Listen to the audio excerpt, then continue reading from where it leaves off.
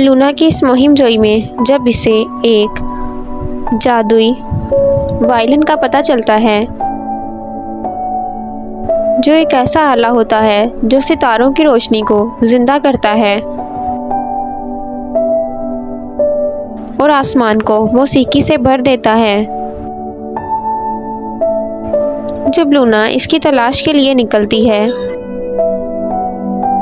Luna की इस मुहिम जोई में उसकी मुलाकात एक दोस्ताना स्टार से होती है जिसका नाम सैटिला है, जो उसे खेलना सिखाती है। वो एक साथ मिलकर एक श्रीनेट बनाते हैं जो बाग को खुशी से भर देता है। लेकिन एक जादूगर जिसका नाम रेवन है, जो मौसीकी को खामोश करने की कोशिश करते हुए इस पे अपना जादू करना चाहता है। लूना और सैटिला अपनी तख्लीकी सलाहियतों और तेज सोच को रेवन को पीछे छोड़ने के लिए इस्तेमाल करते हैं और हम आहंगी की कदर और मौसीकी की ताकत सीखते हैं।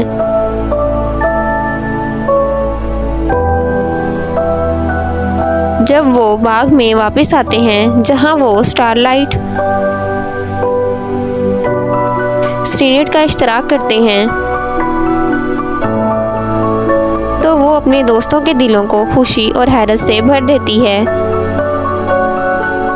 लूना के दोस्त उसकी तख्लीकी सलाहियतों और मेहरबानी का जश्न मनाते हैं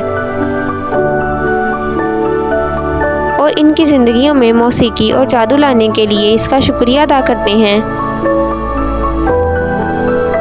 और वो आपस में मिलकर जादू दरियाफ्त करते हैं, जो हमेशा की तरह उसी वक्त होता है जब वो आपस में मिलकर काम करते हैं।